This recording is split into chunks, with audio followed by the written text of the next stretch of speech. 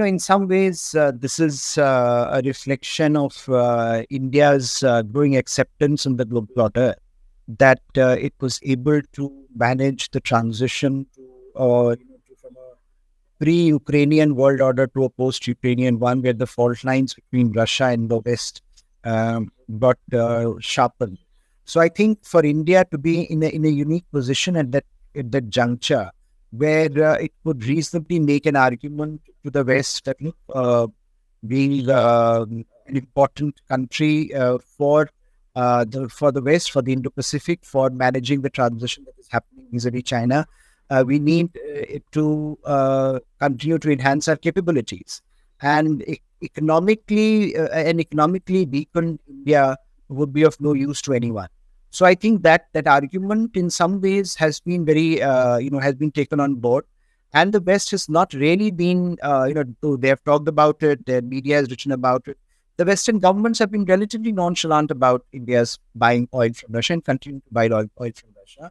And the other thing that India did, of course, was to highlight the entire hypocrisy of the West, to say that, look, a lot of the countries were so deeply entrenched with Russia economically, and especially in the energy sector, that for them to point fingers at a country like India that was starting from a very low base — Russia was not really India's energy partner before Ukraine — was devoid of any factual basis. So in some ways, facts as well as the growing acceptance of India as an emerging player in the global order helped India navigate this transition. And of course, Russia was in need of partners. So I think I think for Russia to put all its, eggs in Chinese basket would not really have been very prudent. So in some ways, India emerged as an important interlocutor for Russia if it wanted to retain some independence of action vis-a-vis China.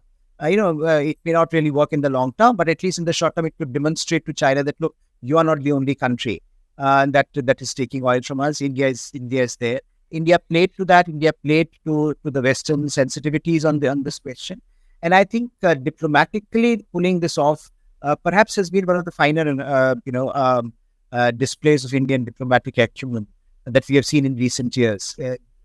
Given that very contrasting and competing interests that different stakeholders have in this issue, India was able to manage and get out of it relatively well, and manage its domestic economic situation very, very well, given the turbulence in the global market.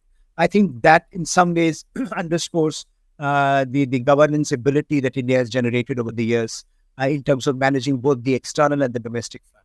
And how increasingly Indian policymakers also realize that there is no distinction between domestic and foreign.